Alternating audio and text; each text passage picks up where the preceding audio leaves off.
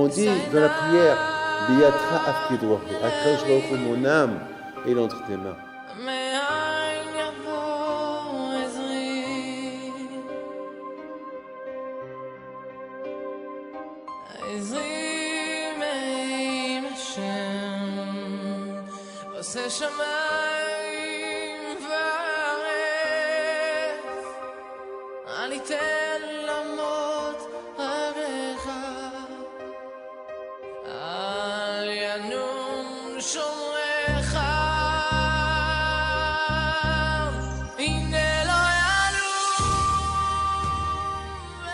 Je te rêve à la bouteille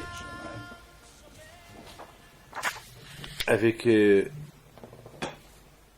la permission d'Hachem, la paracha, ces parachiots de cette semaine, ils sont un peu spéciales.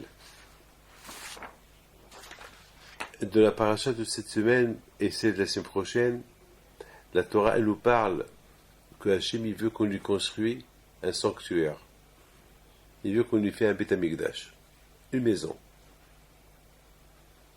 Alors, bien sûr, lorsqu'on imagine que Hachem, il nous demande une maison, on pose la question, et si Hachem, il a besoin d'une maison? Nous, on a besoin d'une maison. D'ailleurs, vous savez que toutes les synagogues s'appellent Beth Hachem, la maison de Dieu, le Beth Amikdash et tout. Et d'ailleurs, le cimetière, il s'appelle Beth Haïm. Au lieu qu'on appelle Beth Hamavet, la maison des morts, on l'appelle la maison des vivants. Comme ça on l'appelle, Beth Haïm, ou bien on l'appelle Beth Almin, la maison des mondes. T'as foulé, la maison des mondes, ou bien la maison des vivants. Mais on l'appelle pas la maison des morts. Ça veut dire que l'être humain ne meurt pas. Et c'est comme s'il passe d'un endroit à l'autre. C'est comme par exemple, vous voyez quelqu'un, et il rentre dans une chambre, il ferme la chambre. Et voilà, il est dans la chambre. C'est ça, ce monsieur-là. Il était vivant, et là, il rentre dans un trou, et on ne le voit plus. Mais il est là, il est là-bas. Et là-bas, il va dans un autre monde, un monde des vivants. Ça veut dire que le cimetière, il s'appelle le monde des vivants. Donc, un être humain, un vivant, un mort, ils ont besoin d'une maison. Mais les Havdi, le Hakadosh Baruch Hu, il n'a pas besoin d'une maison. Kadosh Baruch Hu, il n'a pas besoin. Alors, c'est quoi? Pourquoi Hachem, il veut une maison? Et de plus, il y a une question que j'ai posée, et j'ai vu aussi certains commentaires qui posent cette question, que le fait que, une fois qu'on a reçu la Torah, c'est le moment que vraiment on est prêt que si Hachem veut une maison, c'est maintenant. Parce qu'Hachem a dit que je veux une maison et habiter avec vous. Très bien. Alors, je pense que le meilleur moment où Hachem il peut désirer habiter avec nous, une fois qu'on était après Matan Torah. Lorsqu'on a reçu la Torah, alors c'est le moment d'habiter avec nous. Maintenant, on t'a vu, tu nous as vu, on t'a entendu, et voilà, maintenant tu habites avec nous. Et ben alors, pourquoi attendre? Et ce qui est impressionnant, c'est qu'il y a la paracha de Yitro. La paracha de Yitro, c'est la paracha de Matan Torah. Et il y a la paracha de Mishpatim. La paracha de Mishpatim, c'est les lois que Hachem nous a données. Et après, Hachem, il nous demande de lui construire un sanctuaire. Donc, il y a une paracha au milieu. Donc, cette paracha au milieu, elle dérange un peu. Parce que, a priori, c'est mieux que Hachem, maintenant qu'on a reçu la Torah, et que maintenant on est des fidèles, et que maintenant on a vu ce que personne n'a pu voir. Alors c'est là que Hachem, il dit, bon, maintenant qu'on est tous là, alors viens, on continue. Puis je suis avec vous, allez, faites-moi une maison. Oui ou pas? Alors, faites-moi une maison. C'est-à-dire que la paracha de faites-moi une maison de Teroma, elle aurait dû être après la paracha de Matan Torah. Alors, il y a la paracha de Matan Torah, et il y a une autre paracha, et après il y a la paracha de, comment ça s'appelle, de faites-moi une maison, et après il y a une autre paracha de Tetzavé. Hachem, il nous demande de lui apporter de l'huile pour le Beth Amikdash, etc. Ça veut dire que la suite, elle n'est pas bonne. C'est comme par exemple, je vous dis quelque chose, lorsqu'on veut construire une maison, on commence pas par le toit, on commence par les fondations. Et après les fondations, et au fur et à mesure, on construit les étages et les toits, etc., etc. Il faut les fondations. On ne va pas commencer par haut. Là aussi, on commence par Matan Torah. Matan Torah, c'est, par exemple, on est invité chez le roi. Alors, lorsqu'on est invité chez le roi, qu'est-ce qu'on fait? On passe à table. C'est pas on va commencer à préparer à manger devant, c'est là qu'on est au palais, c'est là qu'on va nous préparer à manger, ou bien si on invite le roi, on a déjà tout prêt, c'est pas une fois que le roi est à la maison, c'est là qu'on commence à préparer à manger, c'est pas logique. Voilà, ça c'est une question qu'on va essayer de comprendre.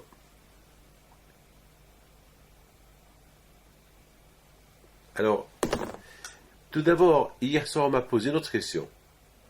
Hier soir, on m'a posé une question. On m'a dit que dans la paracha Teruma, dans la paracha de Teruma, Hachem, il demande à chacun de nous d'apporter selon son cœur, selon son désir, un don pour la construction du temple.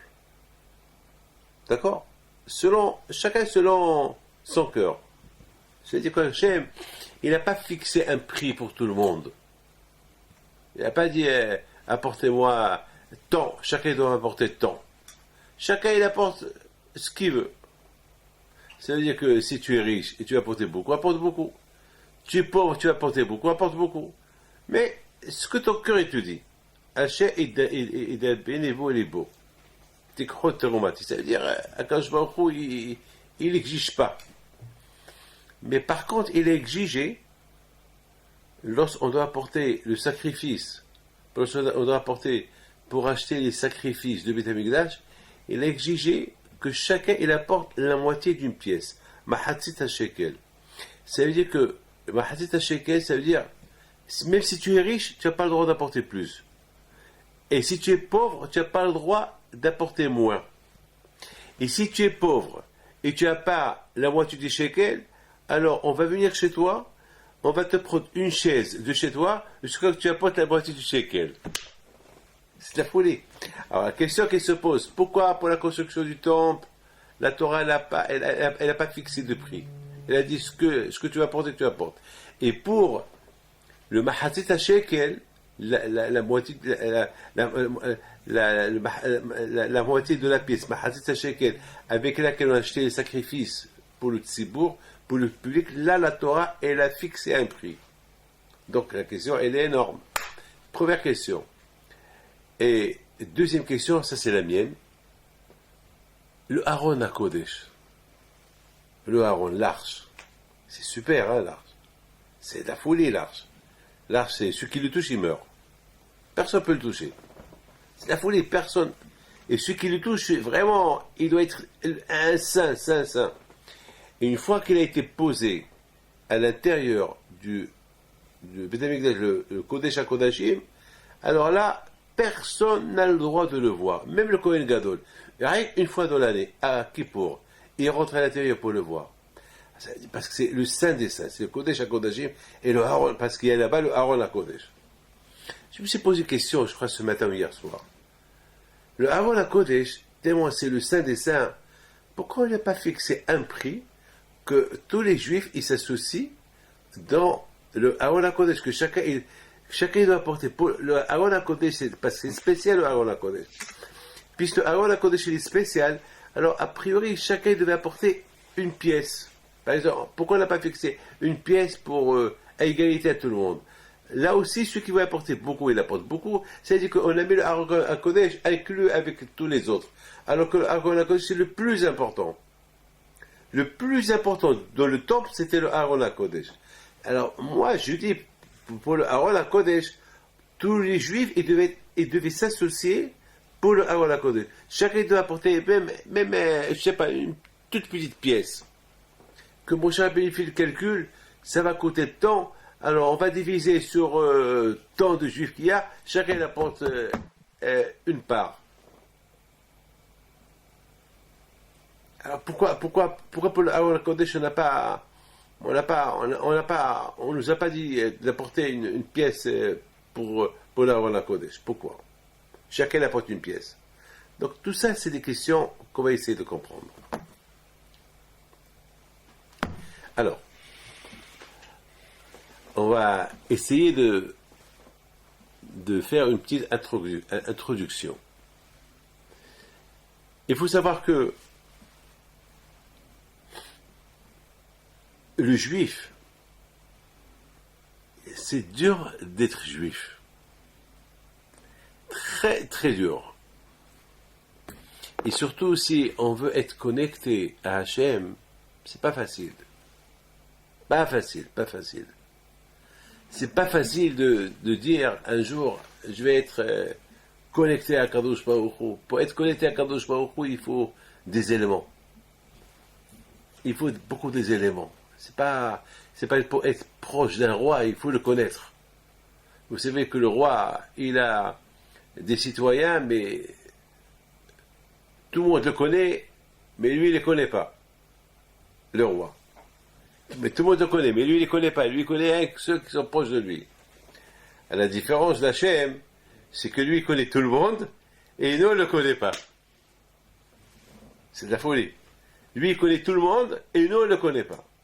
Et pourtant, il est là. Il existe. Il maintient le monde. Alors, il y a... maintenant, ce que Hachem veut, il veut que nous aussi, on le connaît. Alors, Hachem dit, de même façon que moi je te connais, toi aussi il faut me connaître. Alors, comment on va connaître Akadosh Baruch Hu? Alors, Akadosh Baruch Hu nous a donné la Torah. À travers la Torah, on va connaître Akadosh Baruch Hu. C'est le seul moyen. Il n'y a pas autre solution, il n'y a pas autre moyen de connaître Hachem qu'à travers la Torah. C'est tout. Qu'à travers la Torah. À travers la Torah seule, on peut connaître Akadosh Baruch Hu. Alors, mais écoutez très bien. À Matan Torah, les Juifs, ils sont arrivés à un stage qu'ils étaient tellement proches d'Hachem que Hachem il était obligé de faire des barrières pour qu'on n'approche pas plus vers lui. Hachem, il avait peur parce qu'ils ont tellement vu que Hachem, il a eu peur que les Juifs vont être emballés dans ce contexte où ils se trouvent, d'approcher un peu plus, et ils ne sont pas encore au niveau. D'approcher plus à Hachem. Ils peuvent mourir. Alors Akadosh Baruch Hu les a limités. Et les Juifs, ils n'étaient pas bêtes, ils étaient intelligents. Sachant qu'ils ont atteint un niveau spirituel très élevé, le jour de Matan Torah, à tel point, ils ont fait un geste spectaculaire. Ils ont même reculé. De peur qu'ils avancent plus. Ils ont vu. Heureusement que Hachem, il a fait un gvoul, il a fait une limite. Il leur a dit, il a même fait des signes, jusqu'à là, vous pouvez approcher, à la montagne. À partir de là, il ne faut pas approcher. Uniquement ceux qui méritent d'approcher peuvent approcher. À Moshe, à Aaron, les enfants d'Aaron, ils ont avancé un peu plus, mais pas plus.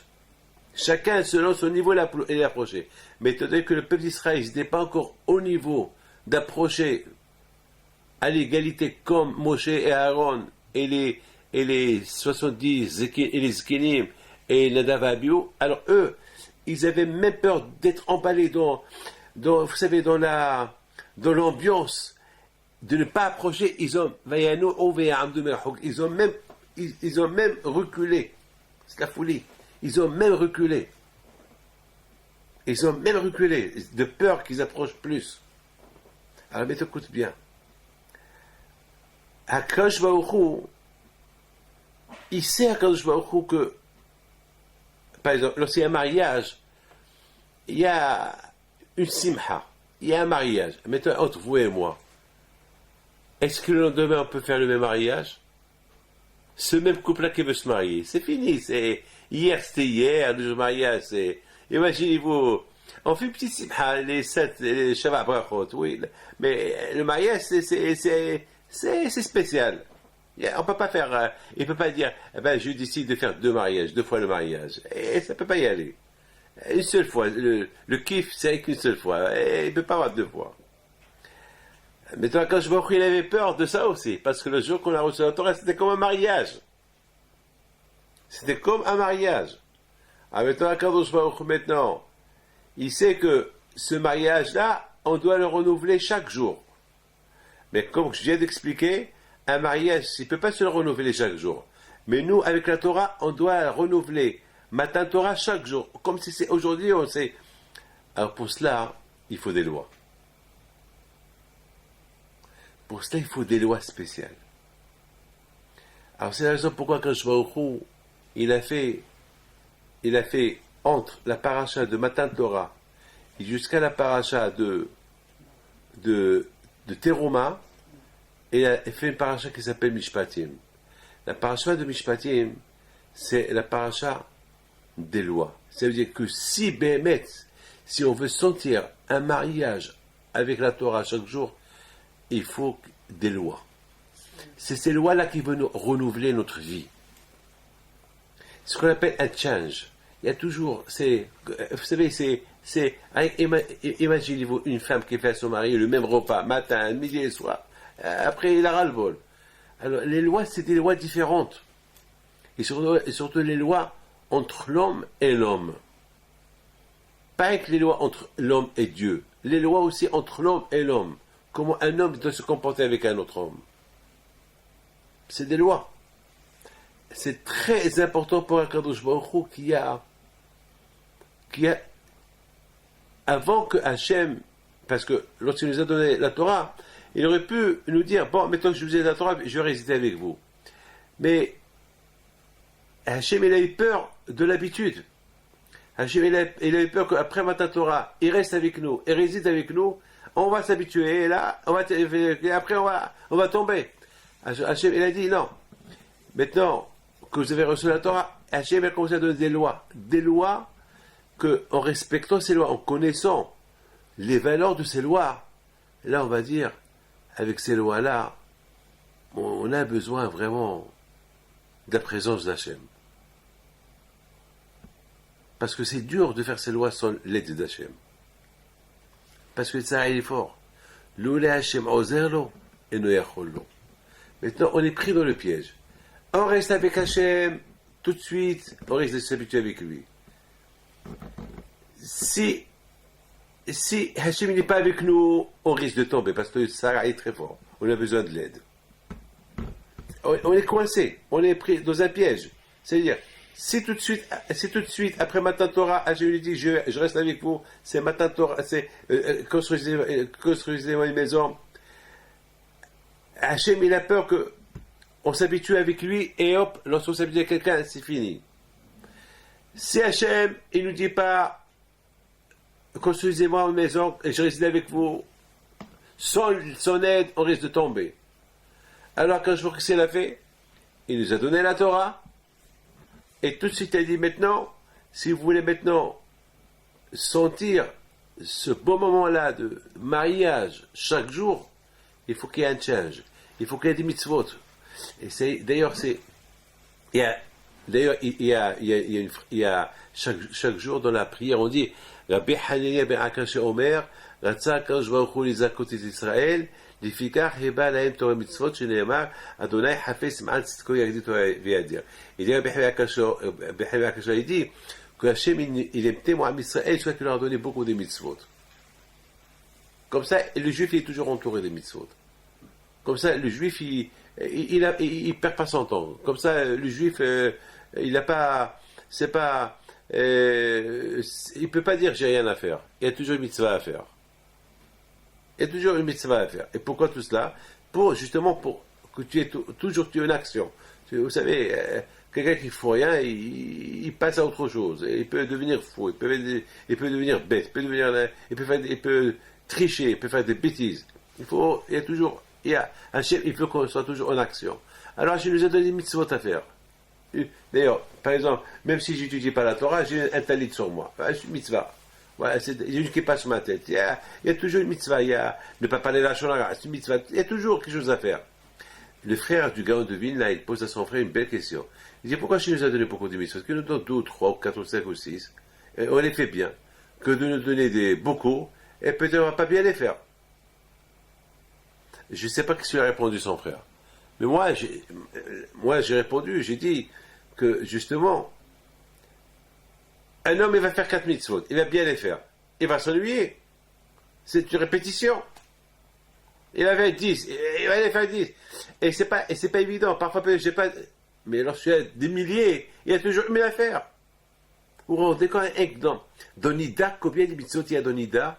Dans Shabbat, combien de milliers de mitzvot? Dans Kashrut, combien de milliers de mitzvot il y a? Mais c'est inimaginable. La vie juive, elle est pleine de mitzvot. Plein. Ah ben justement, quand je vois au coup, la raison pour qu'on les a donné pour plein de mitzvot, c'est justement pour ne pas se sentir seul, comme ça il y a toujours quelque chose à faire. Même lorsque tu sors du toilette, tu te laves les mains.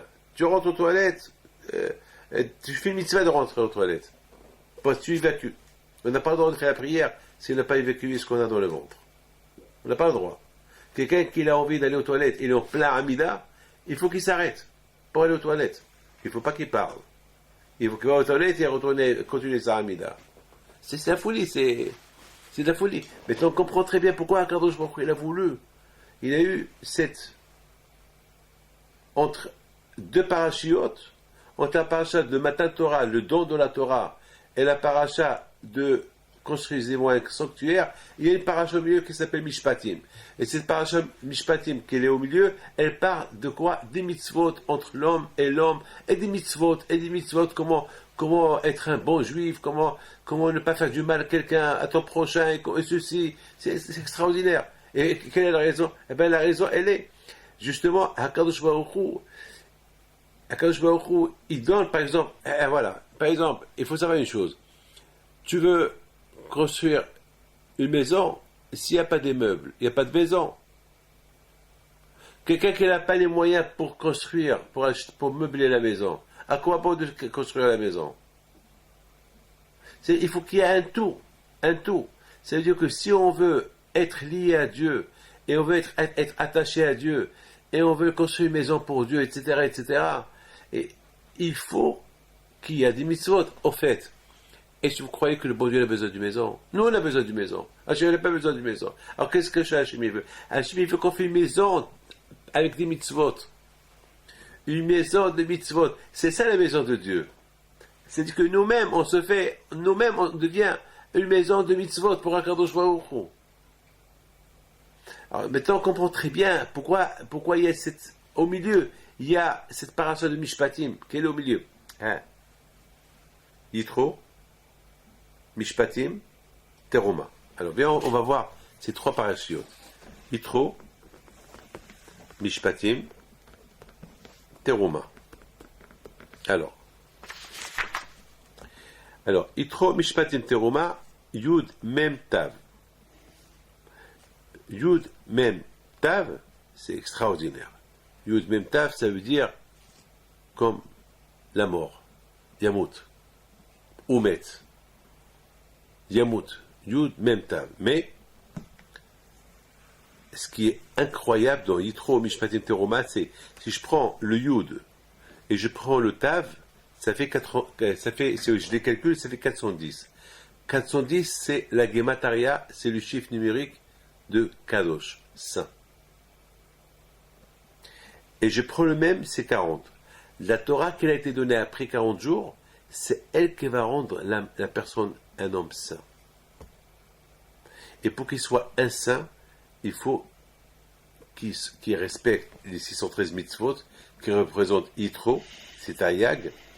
Il faut qu'il fait les lois pour être une maison de HaKadosh Baruch Hu. C'est Atzoum. C'est Atzoum. C'est Atzoum. Donc on comprend très bien pourquoi HaKadosh Baruch Hu, il donne des lois. Ces lois-là qui vont aider l'homme. Maintenant on comprend très bien pourquoi. Maintenant on va comprendre que HaKadosh Baruch Hu est extraordinaire. Je l'aime. Tout ce qu'il fait, il le fait avec chokma, avec intelligence. C'est dommage ce que les gens ils peuvent perdre dans la Torah. Par exemple, Akadosh Baruch Hu, il nous dit, bon, je vais résider en vous. Faites-moi une maison pour résider en vous. Parce que maintenant, on s'est marié. À Matan Torah, on s'est marié. Maintenant, lorsqu'il y a un mariage, un couple, ils habitent dans une maison. Oui ou pas? Un couple, où voulez-vous qu'ils habitent? C'est logique. Parce qu'on dit que Matan Torah, c'était un mariage entre Dieu et Am Israël. Et la Ketouba, c'est la Torah. La Torah, c'est la Ketouba. Qu'est-ce que lorsqu'un homme se marie? Qu'est-ce qu'il donne à sa femme? Une Ketouba. Qu'est-ce qu'il y a dans la Ketouba? Ben, le Ketouba, il y a là-bas les conditions que l'homme il va donner à sa femme.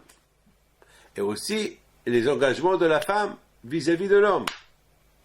Eh ben, c'est ça la Ketouba. Hachem et Am Israël sont mariés. Et dans la Ketouba, il y a les engagements d'Hachem vis-à-vis de Am Israël. Et les engagements d'Am Israël vis-à-vis de leur mari qui s'appelle Akadosh Baruch Hu. Et un couple, il fait quoi un couple? Un couple, il se marie. Une fois qu'ils se marient, ils ont une maison. Mais il y a des clauses. Alors la paracha Mishpatim, c'est des clauses. La paracha Mishpatim, c'est les conditions du mariage. Ne me trompe pas et je ne te trompe pas. Un homme qui marie une femme, il dit voilà, tu es ma femme, t'as pas le droit, tu es ma femme. Si tu dois regarder un homme, tu ne regardes que moi. Tu as besoin de quelque chose, tu me demandes qu'à moi. Tu ne vas pas aller demander à un autre, je suis ton mari. Eh bien, quand je vais au coup de même, quand je vais au coup, il dit Velo elecha Elohim achem al panei. Tu as besoin de quelque chose, tu viens chez moi. Je ne vais pas aller voir un autre. Tu as besoin d'argent par ça, tu me demandes à moi. Et moi, je suis là pour te donner. Tu ne me trompes pas, je ne te trompe pas. Donc, c'est ça la paracha de Mishpatim, qu'elle est au milieu. Qu'elle est au milieu. Alors, maintenant, écoutez très bien. Regardez où on va arriver. C'est la raison pourquoi il y a eu Matan Torah, et après Mishpatim. Mishpatim, pour moi, c'est la Ketouba. Et Terumat, c'est la maison. Le mariage, c'est Parashat Yitro. La Ketouba, c'est la Parashat Mishpatim. Et maintenant, le couple, il va résider. Maintenant, Asul Mishkan, il va résider dans une maison. Il va résider, et dans la maison, c'est dans la maison qu'on va respecter toutes les clauses d'Aktouba et respecter. Et voilà, et le mariage va être, malheureusement, une fois que le temple a été détruit, il y a ceux qui ont voulu dire que maintenant que le temple a été détruit, donc il y a eu un divorce. Donc Hachem et Am Israël ne sont plus ensemble. Ben, la maison, elle a été détruite. On n'est plus ensemble. Et on n'est plus ensemble. Parce que, qu'est-ce qu'on vient de dire maintenant? Il y a le mariage, il y a la Ketouba, et il y a la maison. Ou pas? Ah, maintenant qu'il n'y a pas de maison, et la maison est détruite. Alors quoi? Eh ben non, c'est comme un homme qui voyage. Ça ne veut pas dire qu'il a quitté sa femme, qu'il a divorcé sa femme. Il est en voyage. Il y a toujours un contact, il y a un téléphone, il y a un texto. Il peut l'avoir sur Internet. Hein? Et il l'appelle. Alors, ça ne veut pas dire qu'il a divorcé, même s'il est en Chine, même s'il est en Australie, même s'il est dans la Lune. On a vu les astronautes qui sont partis de la Lune, ils ont parlé avec leur femme de la Lune. Et même si demain, l'homme va aller en Mars, la planète de Mars, ça ne veut pas dire qu'il a divorcé sa femme, mais il peut lui parler de la Lune, de la planète Mars. Donc, Hakadosh Baruch Hu, on n'a pas divorcé. C'est vrai, il n'y a pas de maison, mais on n'a pas divorcé, on cherche toujours la maison. Et entre-temps, on a l'espoir, Hachem a dit, il va nous reconstruire la maison. Donc, on n'a pas divorcé. Maintenant, il y a une halakha que je vais vous apprendre. Vous savez que un Kohen, que sa femme, si elle a été capturée, il n'a pas le droit, le Kohen, si elle a été capturée par des ennemis. Alors le Kohen, il n'a pas le droit de la remarier. Parce que le Kohen, il n'a pas le droit de marier une femme qui a été violée, une femme divorcée. Un Kohen, c'est spécial. Les Kohanim, c'est spécial.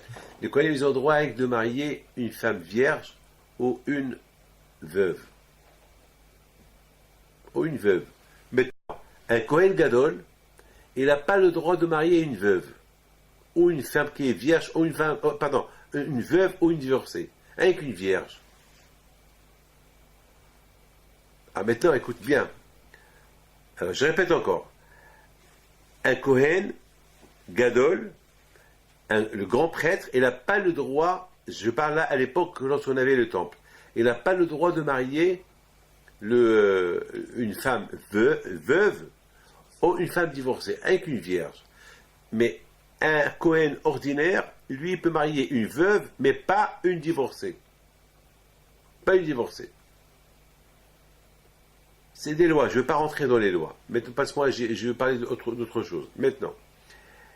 Et si maintenant, si maintenant on est en pleine guerre, et on va prendre, l'ennemi va prendre la femme du Kohen en captivité, est-ce qu'il peut la reprendre après?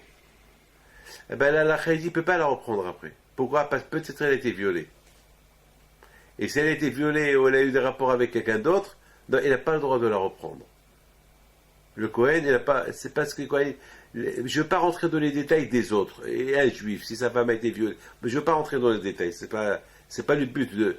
Maintenant la question se pose. On dit dans la Kabbalah que Hachem, il est comme le Kohen Gadol. Et nous, on est comme sa femme. Ah, maintenant, puisque maintenant nous, on est en exil, c'est comme si on est en captivité. Alors, si on est en captivité, comment Hachem il peut le reprendre? Hachem, c'est le Kohen Gadol. Comment il peut le reprendre? Il n'a pas le droit de le reprendre. Donc, ça veut dire qu'on est cuit. Ça veut dire qu'on compare Hachem au Kohen Gadol. Et nous, on se compare comme. Lorsqu'on dit on est sa femme, c'est pas sa femme, c'est comme un mari qui aime sa femme. C'est comme ça. C'est un homme qui est follement amoureux de sa femme. C'est comme ça. Et la femme qui est follement amoureuse de son mari. C'est l'idée qu'on donne. Tu comprends? C'est l'idée qu'on donne. Mais que Dieu préserve, c'est pas. On n'est pas sa femme. Et, tu comprends? C'est une idée qu'on donne. C'est avec une idée qu'on donne. Alors.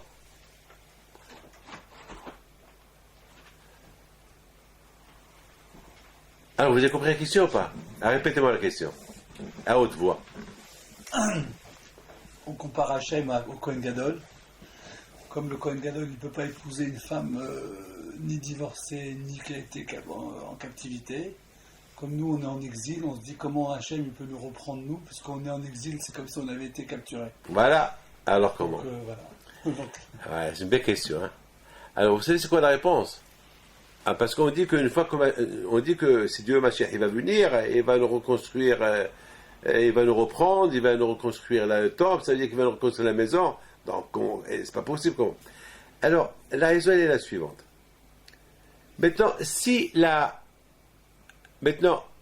l'ennemi il rentre dans la ville, il va capturer les femmes, d'accord? Mais le Kohen il voit sa femme capturée. C'est-à-dire, elle est devant lui. C'est-à-dire que c'est pas, on n'a pas pris sa femme dans une chambre. Et après, on les lâche. Il peut retourner avec sa femme ou pas? Oui, parce qu'elle n'a pas été violée, parce qu'il était là, il l'a vu. Il a vu tout le temps qu'elle a été capturée, elle était avec lui. Donc, il peut la reprendre. Il y a pas... Mais le problème est, si on l'a capturée et pendant 2 jours, il ne l'a pas vue, là, on ne sait pas. Mais Hachem, il voit tout. Aïe, aïe, aïe. Hachem, il voit où on est. Même qu'on est captivé, on a été capturé, on est à gauche, à droite. Mais Hachem de là, il voit tout ce qui se passe. Donc, on est à ses yeux. Donc, il sait. Donc, il peut le reprendre. C'est super. C'est super. C'est super. Vous voyez que la Torah, elle est logique. La Torah, elle sait. Maintenant, il faut savoir une chose. La Torah est tellement dure, mais de l'autre côté, lorsque on approfondit dans la Torah et on la comprend, on la trouve, elle est super. Regarde par exemple. Il y a ce qu'on appelle, tout à l'heure on a posé une question. On a dit, pourquoi, pour construire le Mishkan, il n'y a pas de limite. Chacun apporte ce qu'il veut. Mais pour apporter le sacrifice, chacun il doit apporter mahatita shekel, une pièce. Pour les sacrifices, parce qu'on faisait 2 sacrifices par jour, un le matin, un le soir. Et le sacrifice du matin et le sacrifice du soir, c'était pour tous les bénis Israël. Et aussi, il y a des sacrifices qu'on faisait pendant les fêtes et à Rosh Chodesh. N'oubliez pas, aujourd'hui c'est Rosh Chodesh. Donc il y a des sacrifices qu'on faisait au Beth Amikdash. Mais ça veut dire que c'est des sacrifices que chaque juif il doit apporter. Mais étant donné, il ne peut pas venir 10 millions de juifs chaque jour le matin au Beth Amikdash et 10 millions de juifs chaque jour au Beth Amikdash. C'est impossible. Et les juifs ils sont un peu partout en Israël. Comment? Donc il y avait les Kohanim qui faisaient les sacrifices pour eux tous. C'est ce qu'on appelle Korban Tzibour. Parce que tout le Tzibour, tout le public est obligé de le faire. Parce que chaque matin, on doit dire merci à Hachem. Et chaque soir, on doit dire merci à Hachem. Donc ça, c'est les sacrifices. Alors, c'est pas possible, c'est impossible. Hachem ne peut pas demander quelque chose que tu ne peux pas faire. Dis-moi, est-ce qu'Hachem peut te demander, tu habites à Eilat, il va te dire 2 fois par jour, tu viens à Yerushalayim. C'est impossible. Mais impossible, c'est impossible.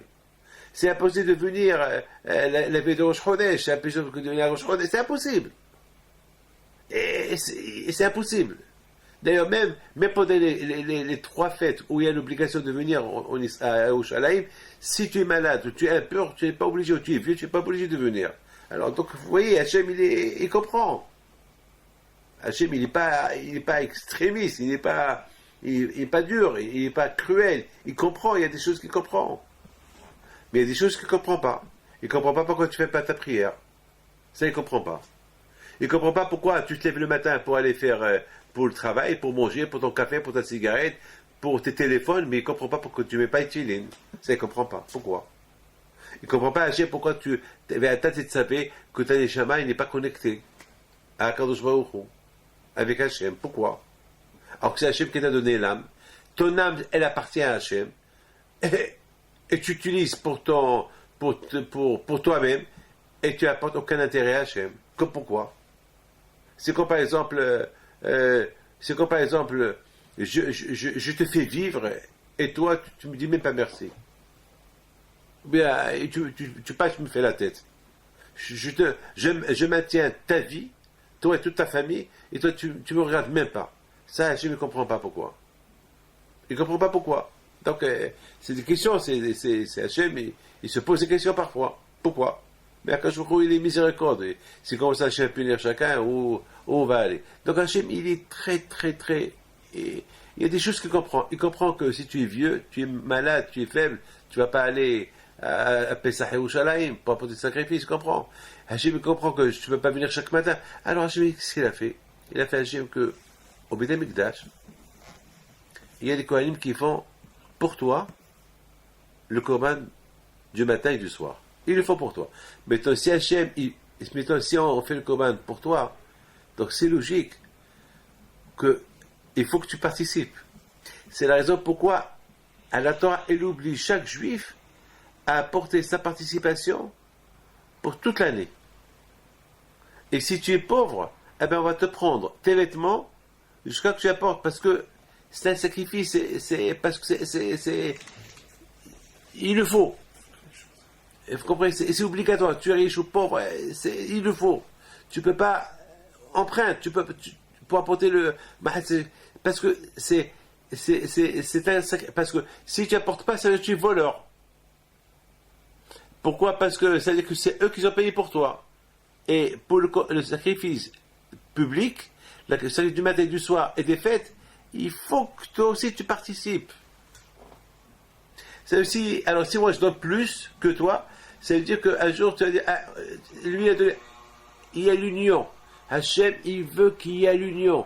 Alors, parfois il faut acheter l'union. Une fois il y avait quelqu'un une fois j'ai dit à quelqu'un, pour le shalom, il faut payer l'argent pour le shalom. Pour la paix, il faut même donner l'argent pour la paix. Il faut acheter la paix. Il faut qu'il y ait l'union. Il faut qu'il y ait l'union. Donc, avec ce Mahatzita Shekel, il y avait l'union entre le riche et le pauvre. Le pauvre, il apporte la moitié du shekel. Le riche, il apporte la moitié du shekel. Ça forme un shekel. C'est-à-dire que le riche et le pauvre, ils sont à égalité. Au moins au moins une fois dans la vie, le pauvre, il peut dire, eh ben, je suis à égalité avec le riche. Et une fois dans la vie, une fois par an, le riche va dire, finalement, je suis à égalité avec le pauvre. Pourquoi moi je suis mieux que le pauvre? Voilà. Au moins une fois dans l'année, le pauvre et le riche, ils vont être équal, ils vont être à égalité. Chez Hachem, c'est important l'union. Quand il y a l'union dans la maison entre l'homme et la femme, l'homme, sa moitié, c'est sa femme. La femme, sa moitié, c'est son homme, l'homme. La femme, même que physiquement, elle n'est pas faite comme l'homme il est fait, l'homme il est fait d'une manière, une barbe, des poils, il a la voix spéciale, ses pieds, il est musclé, il a une forme un peu spéciale, il n'a pas de sein, il n'a rien du tout, même ses organes ils sont différents que la femme. La femme de l'autre côté, elle a une voix fine, elle a les cheveux différents, les yeux, la bouche, tout est, elle n'a pas de barbe, c'est deux mondes différents. C'est vraiment deux mondes différents, mais c'est deux mondes différents qui vont habiter ensemble dans une maison. Et qui vont former un couple, ils vont faire des enfants, ils vont faire... ils vont s'aimer, et ça va être... c'est merveilleux. Ils vont créer un monde par leur union. Comme nous et Hachem. Comme nous et Hachem. Comme nous et Hachem. Hachem, c'est Hachem. Nous, c'est des êtres humains qui sont... Et Hachem, c'est du feu. C'est vrai. Mais lorsqu'on respecte les clauses entre nous et Hachem, eh ben, on va vivre en union dans une maison. Lorsque l'homme et la femme ils respectent les clauses, l'homme, comme il dit le Rambam, que l'homme ne rentre pas dans le domaine de la femme et la femme ne rentre pas dans le domaine de l'homme, ils vont être unis. Mais si l'homme il va rentrer à la cuisine et voir qu'est-ce que sa femme elle fait, et il dit à sa femme ça c'est pas ça et ça c'est pas ça, donc sa femme lui dit tiens le tablier, à toi de faire la cuisine, moi je vais à ton magasin. C'est ça. Il y a des clauses. L'homme est obligé d'acheter des boucles d'oreilles à sa femme. La femme n'est pas obligée d'acheter des boucles d'oreilles à l'homme. Mais par contre, la femme, l'obligation de la femme vis-à-vis de son mari, c'est le respect. Les conditions du mari vis-à-vis de sa femme, c'est le respect et les cadeaux. Les cadeaux, oui. Parce que la femme, elle fait plus de sacrifices dans la maison que l'homme. Donc, elle apporte des enfants, elle s'occupe de la maison, elle s'occupe de son mari, elle s'occupe de tout. Elle mérite plus. Vous imaginez un homme qui est enceinte, mais c'est souffrant. Une femme enceinte, donc elle mérite plus. Elle mérite qu'on la gâte, elle mérite qu'on s'occupe d'elle et tout. Donc c'est la raison pourquoi qu'on s'occupe de nous plus. Pourquoi? Parce qu'on vit dans un monde où elle Sahara. C'est beau, hein? Donc c'est pour ça qu'Akadosh Baruch Hu, il s'occupe de nous plus, parce qu'il nous a donné la Torah, et c'est dur d'accomplir, et on l'a fait. Donc Akadosh Baruch Hu, il faut qu'il s'occupe de nous plus. Donc maintenant on comprend très bien pourquoi, pour la construction de la maison, chacun il apporte ce qu'il veut. Mais, vous savez, n'oubliez pas une chose. Lorsqu'on se marie, les gens nous apportent des cadeaux. On ne va pas exiger à chacun combien de cadeaux il va nous apporter. Chacun il apporte ce qu'il veut. Il y a ceux qui te donnent 1000 euros, il y a ceux qui te donnent 10 euros, il y a ceux qui ne donnent rien du tout. Il y a ceux qui ne donnent rien du tout. Rien du tout. Donc, en Bretagne, pour la construction du Mishkan, de la maison d'Hachem, quand je m'aurais dit, pour la maison, faites des cadeaux. Faites des cadeaux, avec des cadeaux, on va construire la maison. Mais l'union, c'est à égalité. L'union, c'est à égalité. Pour construire l'union, on construit l'union avec la révolution. Mais une révolution saine. Une révolution contre le Sahara. Contre le mauvais penchant. Parce que le mauvais penchant, ce qu'il veut, il veut désunir. Il faut mener une guerre contre lui. Mais une guerre équelle, une guerre d'égalité. C'est la raison pourquoi Hachem, il veut nous apprendre c'est quoi l'union. L'union, l'égalité, la fraternité, vraiment, c'est du émet, c'est pas une union, une égalité fausse, une fraternité fausse, une union qui est fausse, non. Une union qui est basée sur un intérêt, ou la fraternité qui est basée sur un... Non, chacun apporte la moitié, le riche la moitié, le pauvre la moitié. Alors que le riche pouvait apporter plus.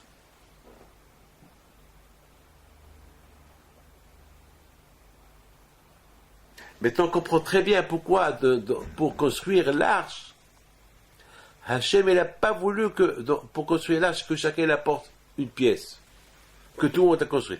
Parce que l'arche, c'est la Torah. Et pour la Torah, il n'y a pas de gvoul, il n'y a pas de limite.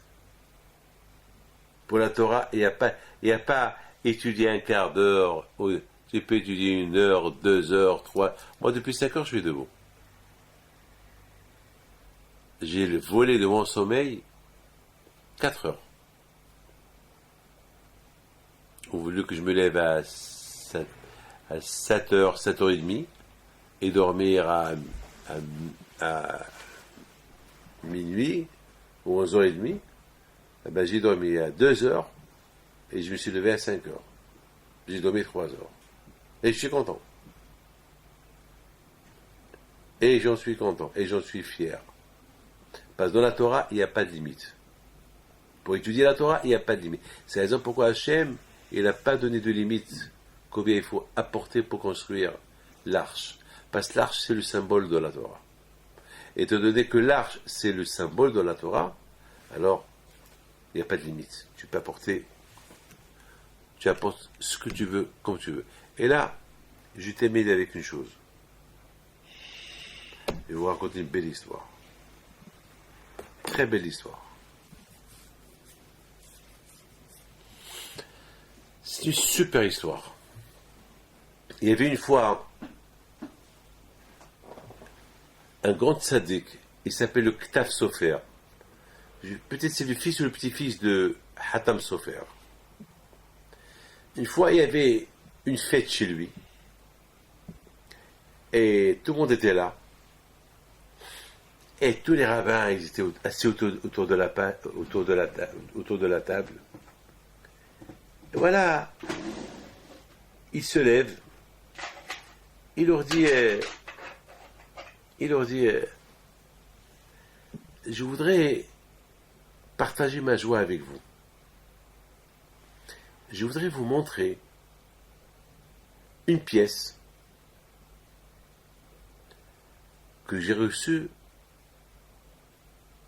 de mes parents, et mes parents l'ont reçue de leurs grands-parents, une pièce qui date presque 2000 ans. Un vrai Mahatzit Shekel, qu'ils ont utilisé dans le Beth Amikdash. C'est Mahatzit Shekel qu'ils ont utilisé dans le Beth Amikdash. Il met ses mains dans sa poche et il fait sortir une pièce. Et tout le monde s'est levé pour voir la pièce. Cette pièce-là, elle a servi au Beth Amikdash pour acheter des sacrifices. Et s'appelle, et c'est écrit là-bas, Mahatzit Shekel. Donc cette pièce-là est tournée toute la table, d'une main à l'autre, et chacun il la voit, et il admire. Et après 1 heure, cette pièce-là, elle disparaît. Elle tombe plus entre les mains du Ktaf Sofer. Alors, il leur dit, où est ma pièce? Et chacun regarde l'autre. On dirait que la pièce, elle a disparu. La pièce là de Mahatzit Shekel, elle a disparu. Il a dit, écoutez, je vous ai invité pour une fête. Je vous ai permis de vous donner un plaisir de voir un Mahatzit Shekel. Mais je le veux. C'est un héritage de mes parents. Peut-être, sans faire exprès, vous l'avez mis dans la poche. Peut-être il est tombé, il est entre votre barbe. Peut-être Alors si cela ne vous dérange pas, que chacun se lève, on se secoue, et mettez les mains dans les poches, et que chacun, ce qu'il a dans la poche, qu'il le met. Peut-être sans le faire exprès, il l'a mis dans sa poche. Et moi, je tiens à cette pièce. Soudainement, il y a un rabbin qui se lève. Un rabbin. Il dit que votre Rabbi, si cela ne vous dérange pas, on attend encore une demi-heure. On ne va pas chercher nos poches maintenant. Maintenant, on est dans la fête. On attend encore une demi-heure. Entre-temps, peut-être quelqu'un va la trouver et va la porter. On va pas... Et il est d'accord. Et ils ont continué à chanter. Mais il leur a dit que personne ne quitte que personne ne quitte la chambre. Bon, après une demi-heure, le Rav, il se lève. Il dit, bon, c'est l'heure. Alors, si ça ne vous dérange pas, moi, le premier, je cherche mes poches, je vide mes poches. Encore le Rav là-bas, il se lève, il dit, encore un quart d'heure. Tout le monde qui le regarde. Et pourquoi vous voulez qu'on attende un quart d'heure? Peut-être que celui qui l'a... Peut-être qu'on va la trouver. Et à peine un quart d'heure qui se termine, il y a un des serviteurs qui vient et dit, Monsieur le rabbin, j'ai trouvé la pièce. Ben, en débarrassant, on l'a débarrassée, on l'a trouvée dans une truc là, c'est vrai, t'es sale, on l'a trouvée, voilà, elle est. Parce que pour lui, c'est sans aucune valeur, il la rend. Mais qu'est-ce qui se passe? Tout le monde qui regarde qui? Tout le monde qui regarde le rabbin. Le rabbin qui a dit, attendez une demi-heure, attendez un quart d'heure. Et on dit, quoi, tu es un prophète? Tu n'as pas voulu qu'on fouille nos poches parce que tu savais qu'on allait la trouver? C'est ça? Alors, explique-nous. Quelle est la raison? Donc, il leur dit, presque, on allait commettre une grave erreur, une grave bêtise. Ils lui ont dit pourquoi? Il leur a dit, apportez la pièce, mettez-la là. Il met ses mains dans sa poche. Il leur dit, moi aussi j'ai une pièce pareille. Regardez, est-ce qu'il y a une différence entre cette pièce et cette pièce? Moi aussi j'ai reçu de mes parents un mahazita shekel. Si j'aurais mis mes mains dans la poche, personne ne le sait, qu'est-ce qu'on aurait dit? Que c'est moi qui l'ai volé. Et si on dit que c'est moi qui l'ai volé, personne ne va chercher la vraie pièce. Et la vraie pièce va être jetée, comme on l'a trouvée maintenant. Et qu'est-ce que vous allez croire tous que c'est moi qui l'ai volé? Regardez-moi, avec ma barbe, je suis vieux. Tout le monde va dire, le Rav tel et tel, il a volé la pièce du Ktab Sofer. Alors que cette pièce-là était dans ma poche, elle m'appartient.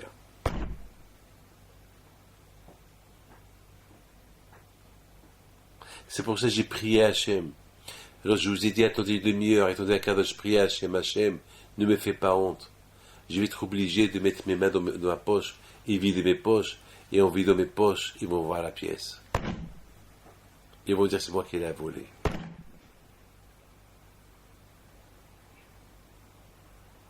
Voilà les clauses du mariage entre Hachem et le peuple juif. Le mariage entre Matan Torah et Ve'asu les Mishkan, les vêtements sanctuaires, une maison pour ensemble, il faut des clauses.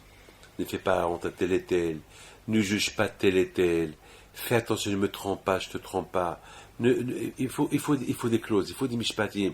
Ne fais pas du mal à celui-là, ne fais pas du mal à tel et tel. Il y avait une fois un rabbin que sa femme vient chez lui. Il lui dit, tu te rends compte, il y a une voisine qui nous critique. Alors, le rabbin lui dit, alors, c'est le rabbin de la ville. Il dit, ben, mais non, et cette voisine en plus, elle vend du pain. Elle vend du pain. Elle vend du pain à tout le monde, et alors moi, je l'ai bien puni, hein. J'ai fait ce que personne n'achète le pain chez elle. Alors, le mari lui dit, attends, et si personne n'achète le pain chez elle, il a pas ça parle à ça. Avec quoi elle va vivre? Eh ben, je m'en fous d'elle. Quelle femme ça bouge? Pourquoi elle ouvre sa bouche? Le mari lui dit, c'est pas grave, allez, on lui pardonne, allez, c'est péché. Bon. Une semaine plus tard, la femme là qui a critiqué, elle vient chez le rabbin, elle lui dit, Kvodarav, monsieur le rabbin, j'ai perdu ma parnassa, c'est vrai, je vous ai critiqué. J'ai critiqué votre femme.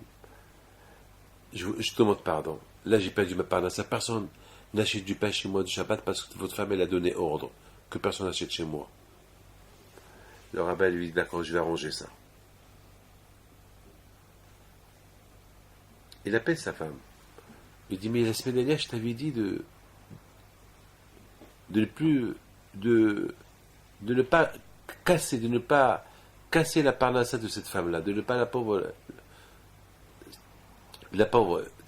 elle nous a, parce qu'elle nous a critiqué, là tu es en train de la tuer là. Mais tu fais attention. Il faut lui pardonner et donne l'ordre à ce que tout le monde achète chez elle. Elle a donné l'ordre à ce que tout le monde achète chez elle. Mais le rabbin lui dit, le soir de Erev Shabbat, dis-moi, qu'est-ce que tu as fait? Il a dit, ça y est, tout le monde a acheté chez elle, j'ai donné l'ordre. Il a dit, mais toi tu l'as pardonné? Il a dit, non, je ne l'ai pas pardonné. Il lui a dit, alors d'accord.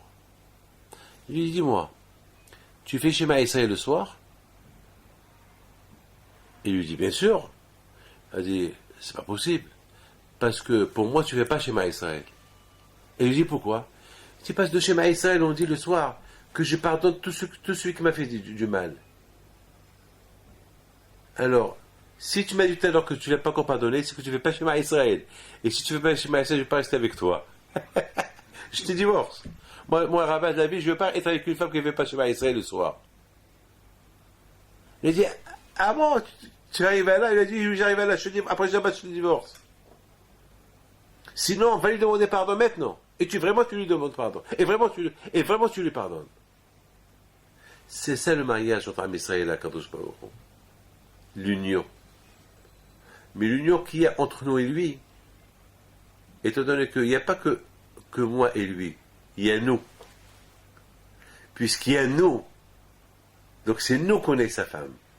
Alors, puisque c'est nous qu'on est sa femme, on doit être nous, tous, liés les uns avec les autres. C'est impossible. C'est impossible d'être lié avec Hachem sans que tu sois lié avec les autres.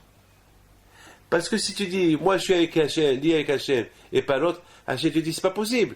Parce que Hachem, il dit, moi, Hachem, tous les êtres humains, ils sont liés avec moi. Donc c'est pas possible que toi, tu veux être lié avec moi, et en même temps, tu veux être pas lié avec l'autre. C'est impossible. C'est comme quelqu'un, par exemple, qui veut conduire une voiture, mais le volant, il est dehors. Pour qu'il conduise la voiture, il faut que le volant il soit à l'intérieur. Il ne peut pas accompagner des passagers s'ils sont dehors. Ou bien un passager qu'un pied il est à l'intérieur et l'autre pied il est dehors. C'est impossible, c'est dangereux. Donc c'est impossible. Donc il faut des mishpatim, il faut des lois. Dans Hachem il dit, la clause du mariage entre moi et vous, ça veut dire, moi je parle à vous en pluriel, mais il faut que vous, les pluriels, il faut que aussi vous soyez liés les uns avec les autres, pour que moi, qui est individu, parce que Hachem il est un, que je suis lié avec vous, il faut que vous soyez liés. Mais si quelqu'un il peut être lié avec moi, et en se dégageant, en sortant de l'autre, c'est impossible, ça ne marche pas. Donc si tu sors de l'engagement avec l'autre, donc moi, je me déconnecte de toi. Donc j'ai aucun lien avec toi.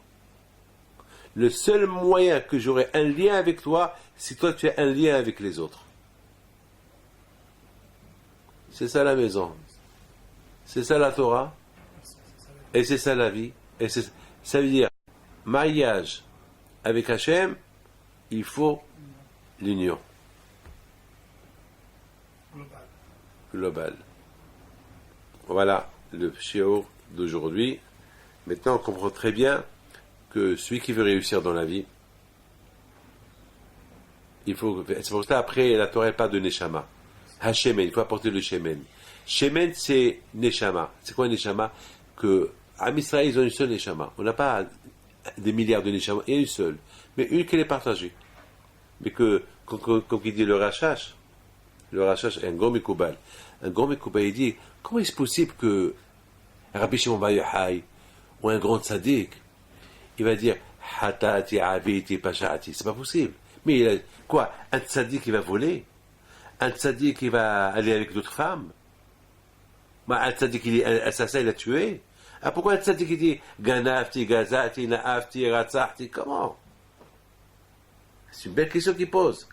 Il dit que on ne sait pas, parce qu'il dit les Neshamot, regardez, je vous montre, regardez, ces clés-là.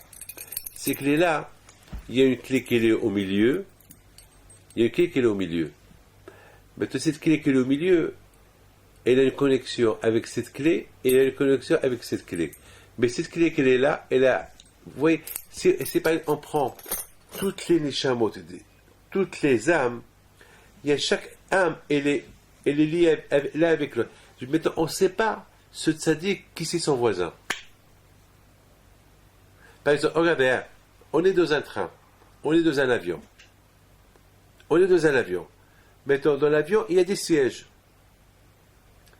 Mais maintenant, c'est quoi les sièges les plus proches? Et c'est quoi les sièges les plus loin? Maintenant, imaginez-vous que vous êtes en business class. Vous êtes en first class. Vous savez ce quoi la first? Waouh, la first. Et la vraie first, hein, c'est pas une first américaine. Une vraie first. Et à côté de vous, il y a un monsieur qui pue. Qui sale. Qui sent la transpiration. Voilà, tu es en business class, tu es en first, il y a un qui... Qu'est-ce qui va se passer? Non seulement qu'il va te déranger, toi qui es à côté de lui, mais il va déranger aussi ceux qui sont derrière lui. Et une fois que tu arrives à la destination que tu vas faire, tout de suite tu vas aller changer tes vêtements. Pourquoi? À cause de celui-là qui était assis à côté de toi. C'est pour ça que ça qui fait des chevaux. On ne sait pas qui c'est son voisin. Il se peut que les chamas, qu'elle était collée à côté de lui, c'est quelqu'un qui ne fait pas sa prière. Et puis s'il ne fait pas sa prière, le fait qu'elle est collée avec lui, elle risque de l'influencer. C'est pour ça qu'il fait hatati, aviti, pashati. Il le fait par rapport à l'autre, pas par rapport à lui. Lorsque moi, David Pinto, j'ai pas fait j'ai fait des avérotes, mais certains avérotes, je les ai pas fait. Mais il y a un tzaddik qui a rien fait. Alors ce tzaddik-là, il prie pour moi aussi. Pour me faire, c'est ça les liens. C'est ça le Korban Tzibour. Le sacrifice qu'on a porté le matin, avec le Mahat Shaket, c'est pour faire pardonner les uns et les autres. Par exemple, les bons, il faut pardonner les mauvais. C'est grâce à cette union-là, grâce à cette union que chacun est deux moitiés de la pièce, elle fait que le peuple juif il est uni. Et c'est la raison pourquoi Haman n'a pas réussi à nous tuer. Haman il a cru que les juifs ils sont désunis. C'est pour ça qu'il a dit à Hachvérosh, il faut les détruire. Alors Mordechai il s'est rendu compte que Haman il a eu raison, parce qu'il y avait vraiment la désunion. Qu'est-ce qu'il a fait Haman? Il a dit il faut faire teshuva. Et lorsqu'on a fait teshuva, Mordechai il a dit au peuple juif il faut faire teshuva. Et la teshuva, elle fait l'union. Tout le monde qui pleurait, comment ils ont fait teshuva? Tout le monde qui ont pris Hachem. Donc tout le monde a commencé à aider les uns les autres. Avec cette teshuva-là, ils se sont mis dans l'union et la Gezerah de Haman a été annulée. Que le bon Dieu vous protège.